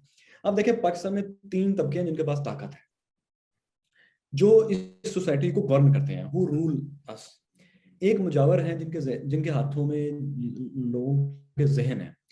एक तबका बहुत बड़ा है जो उनकी मनोन तस्लीम करता है। वो रात को कब्र के नीचे जाके ऊपर मट्टी डाल के और अपनी हवा का बंदोबस्त कर लेते हैं, लेकिन उनको मानने वाले जो उनकी अकीदत में उनको मानते हैं, वो इस बात को नहीं नहीं नहीं तस्लीम करते कि ये आपसे दो नंबरी कर रहा है। लेकिन उनके मानने वाले बेशुमार हैं। इन लोगों के पास ताकत है, मुजावर भी हैं कहीं और शक्ल में। ये तो मैंने एक एक्सट्रीम मिसाल दी ना, चंदे के बॉक्सेस रखे हैं, बुजुर्गों के मज़ारों पर हैं, इनके पास ताकत है। आप देखिए, कई खानवादे हैं जो इस वक्त सियासत में बड़ी बड़ी पोस्टों पर हैं, वो सिर्फ वोट लेते हैं अपनी गद्दी की वजह से। और वो बाकी ताकत के मराकज के भी इसलिए करीब हैं कि उनके पास गद्दियां बड़ी बड़ी। उकाड़ा में तो एक, मैं क्या नाम, मैं देखता हूँ उसको जब भी आता जाता हूँ। उधर मुल्तान में भी आप देखें, उधर आप सिंध में तो बहुत ज्यादा हैं। एक एक एक तबका ही है। दूसरा है वडेरे, जो उतनी बड़ी तादाद में तो नहीं रह गए लेकिन हैं, उनके पास ताकत है। तीसरी है आपकी आपकी एस्टेब्लिशमेंट। उनके पास अपनी इतनी ज्यादा फोर्स है कि वो उसको इस्तेमाल भी करते हैं और उनको पता है उसको कैसे टाइमली किस तरह इस्तेमाल करना है। अब ये 3 तबके इतने ताकतवर हैं कि ये पूरी सोसाइटी को लेकर चलते हैं। और मजे की बात ये है, मैं सॉरी भूल गया, मजहबी उल्मा, चौथी ताकत है मजहबी उल्मा की। तो ये चारों तबके आप गौर करें, ये चारों साथ चलते हैं। और ये उस वक्त तक नहीं लड़ते जब तक इनमें से एक दूसरे के मुफादात पर ना आए। यानी अगर एस्टेब्लिशमेंट किसी मजहबी चीज के ऊपर रोक लगाने की कोशिश करेगी ना, तब ये थोड़ा सा लड़ेंगे आपस में, वरना नहीं लड़ेंगे। वरना ये हैंड ग्लव्स होंगे, साथ साथ होंगे। इसी तरह जो बड़े बड़े मुजावर हैं, बड़े बड़े गद्दी नशीन हैं, वो आप हमेशा देखेंगे कि वो एस्टेब्लिशमेंट के साथ होंगे, उलमा के साथ होंगे। इवन उन, मतलब बस आप समझ जाए इस बात से, ये साथ काम करते हैं। आप और मैं, आजाद लोग, अवाम, मिडिल क्लास, जो ना तो मुजावर है, ना एस्टेब्लिशमेंट की किसी हाई पोस्ट पर है, ना उनका बेनिफिशरी है कि उनसे कुछ ले रहा है, उनको दे रहा है, और ना वो किसी बड़े मजहबी ग्रुप के किसी अहम अहम अहम पोस्ट पर है कि वो कम से कम एक उस किस्म के बेनिफिट, पावर बेनिफिट्स उठा रहा है। तो उनको, उनके लिए ये सोचना बड़ा मुश्किल है कि एक आज़ाद इंसान इन चारों से आज़ाद होकर कैसे सोच सकता है, कैसे ज़िंदगी गुजार सकता है peaceful. I am not talking about rebellion और कोई बगावत कर दी जाए, कोई इनकलाब आया। जो मैंने पूरी हिस्ट्री पढ़ी है, तारीख में इनकलाब को अच्छी चीज़ नहीं होती है। आप लोगों को नाम सुनने में बहुत बहुत अच्छा लगता है, लेकिन इट्स वेरी वर्स्ट थिंग। तो मैं उसके नहीं, मैं करूँ पीसफुल आज़ाद इंसान कैसा होता है, आप पाकिस्तान में तो सोचना भी महाल है ना। क्योंकि ये 4 तबके जिनके पास ताकत है, जो मिल के रूल करते हैं, इनका रूल सिर्फ आपकी जिंदगियों पर नहीं, इनका आपके जहनों पर भी रूल है। कभी आप गौर करें, आप इनसे आज़ाद होकर सोच भी नहीं सकते। असल में मुझे माफ कीजिएगा कि जाहिर है आप मौजूद हैं और सियासत पे बात ना हो, ये किस तरह मुमकिन है।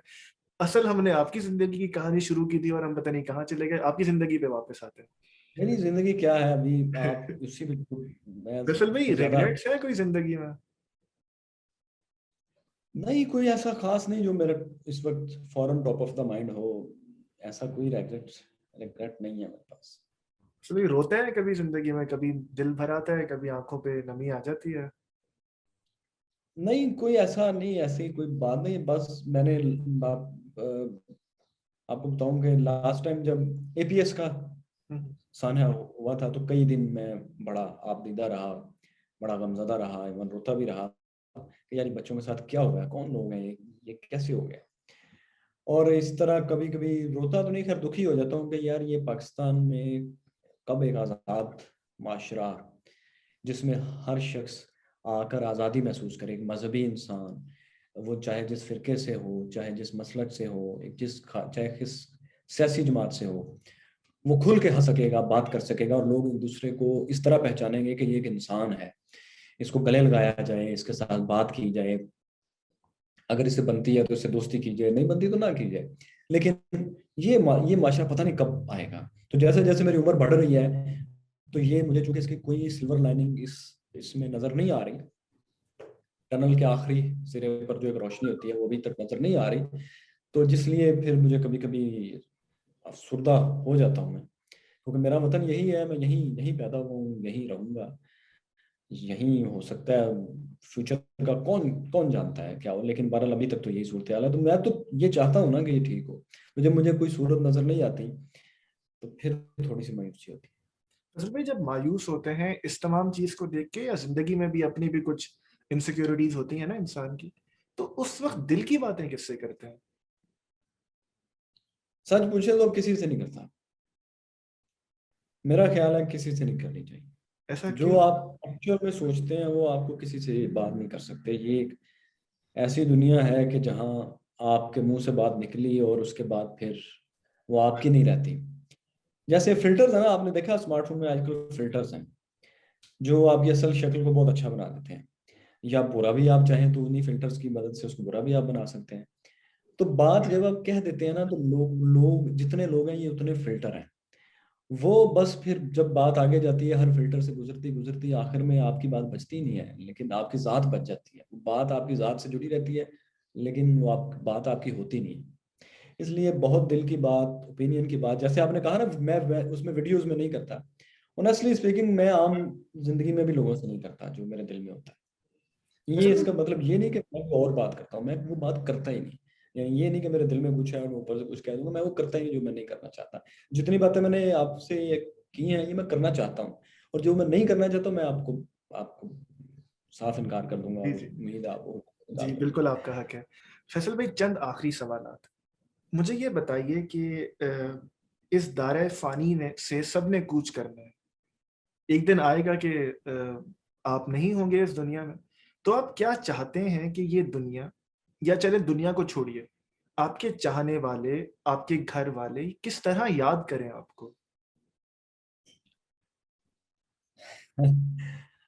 अब इसमें मैं क्या कह सकता हूँ, जैसे चाहे याद करें, बस मैं ये चाहता हूँ कि अच्छे अल्फाज में याद करें, और दूसरा ये कि जो मैं काम कर रहा हूँ ये जिंदा रहे, लोग इससे कुछ फैज़ हासिल करते रहें, कुछ सीखते रहें। बस ये चाहूँगा, और कुछ फिल्म्स बनाना चाहता हूँ, एक किताब लिखना चाहता हूँ, और कुछ फिल्म्स बनाना चाहता हूँ। ये चीज़ें कर जाऊँ, लोग बस इसी तरह याद रखें तो बड़ी अच्छी बात है। फैसल भाई, खुश है जिंदगी में? हाँ, बहुत बहुत। हम्म। फैसल भाई, शुरू में आपने बताया कि आप शायरी भी करते रहे हैं। अगर ज़ेब दास्तां के लिए अगर आपको अपनी कोई गजल याद है तो हमें अता कीजिए। अच्छा, अब पहले मेरे ख्याल एक फेसबुक पे हमारे एक दोस्त है, उनको मैंने एक नज़म सुनाई थी पंजाबी की अपनी, शायद थोड़ी सी। हम्म। अच्छा, वो अब उसके तो एक दो शेर ही याद है, लेकिन अब चूंकि आपने पहले कॉल में भी आपसे बात हुई थी, आपने कहा कि जरूर। अब ये है कि अभी मुझे जुबानी नहीं है याद, लेकिन ना मुझे 20 15 20 साल ज़ाहिर पहले की बात है, तो एक गजल के कुछ शेर याद है, जी जी, प्लीज। वो मैं आपको सुनाता हूँ। मुसलमान हूँ मगर दिल में कोई काफर सी सूरत थी, मुसलमान हूँ मगर दिल में कोई काफर सी सूरत थी, अगरचे जा चुकी है पर बहुत ही खूबसूरत थी। आहा। खुदाया जिंदगी के मरहलों में वो ना ये सोचे, खुदाया जिंदगी के मरहलों में वो ना ये सोचे, किसी मुश्किल जमाने में उसे मेरी जरूरत थी। हिना बंदी में उसने एक हथेली बेहिना रखी, हिना बंदी में उसने एक हथेली बेहिना रखी, किसी को क्या खबर उस पे, मेरा बोसा अमानत थी। बस एक कागज के टुकड़े पर लिखा था अलविदा उसने, बस एक कागज के टुकड़े पर लिखा था अलविदा उसने, मेरे बचपन के साथी को बस इतनी सी ही मोहलत थी। मैं उसको भूलने से इसलिए कासिर रहा फैसल, मैं उसको भूलने से इसलिए कासिर रहा फैसल, हयाते बेखुदी में वो मेरी पहली मोहब्बत थी। ये अच्छी खासी शायरी करते हैं आप। ये तो आपने हमें, हम जैसे लोगों को महरूम रखा हुआ है ऐसी शायरी से। नहीं, ये छोड़ दी मैंने ना, ये बहुत पहले की है। मतलब मैं अगर अपनी डायरी में देखूं तो इसमें डेट भी लिखी होगी। असल में चले। ये असल में छोड़ दी। असल में ना, मैं आपको बताऊं, इसकी वजह ये थी कि जब मैं लाहौर आया ना, तो नहर पर ना उस जमाने में इस तरह ना तो मोबाइल्स थे, ना गन पॉइंट पर इतना कोई चीजें छीनने का रवाज था, काफी पीस था। 99 में, 2000 में अभी कू नया नया हुआ था, इतने ज्यादा मसाइल नहीं थे। 9/11 के बाद ये ज्यादा आया। तो मैं नहर के किनारे पैदल वॉक करता था, लंबी लंबी कई कई किलोमीटर। तो वो शायराना एक मिजाज था, बस कोई दोस्त साथ हो लिया तो हो लिया। तो जहन में शेर शेर बनते रहे, कहते रहे, पढ़ते रहे, पुरानी याद शायरी सुनाते रहे। लेकिन ना उसने फिर आप मैंने मैंने बताया कि जिंदगी की तल्ख हकीकतें जब सामने आके खड़ी हुई, तो मुझे अंदाजा हुआ कि ये जो मिजाज है ना, शायराना मूड, इसके साथ आप उन हकीकतों का सामना नहीं नहीं कर सकते जिसमें आपकी पूरी फैमिली और एक मिडिल क्लास फैमिली जिस मसाइल से गुजरती है। तो फिर मैंने अपने फन को सूली दे दी। फसल भाई, मेरी तरफ से आखिरी सवाल। शायरी की आपने बात कर ली, इतनी खूबसूरत गजल सुना भी दी, मोहब्बत हुई है कभी? अब तो अपने फन से मोहब्बत है, स्टोरी टेलिंग से लव है। चले। फैसल भाई, मेरे पास आपके लिए यही सवाल थे। अब आखिर में अगर ऐसा कुछ जो मैं न पूछ सका इस तमाम मामले में, तो हमारी रहनुमाई कीजिए, हमें अपने आखिरी अल्फाज से नवाजिए। अच्छा, आखिरी आखिरी क्यों यार, अभी मैं काम करने में कुछ और। नहीं नहीं, इस इंटरव्यू में आखिरी मुझे। बस कुछ नहीं यार, जियो और जीने दो। और दुनिया और इंसान उससे बहुत अच्छे हैं जितने आप समझते हैं।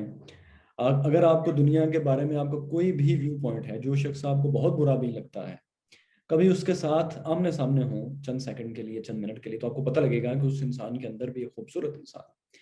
तो ये जो हमने जज्बात में आके कुछ लोगों से बहुत मोहब्बतें और बहुत नफरतें पाल ली हैं बगैर मिले हुए, यार इनसे निकलने की कोशिश करें, और आप निकालने की कोशिश करें एक दूसरों को इससे। क्योंकि इंसान और दुनिया, we are the only space in the whole universe.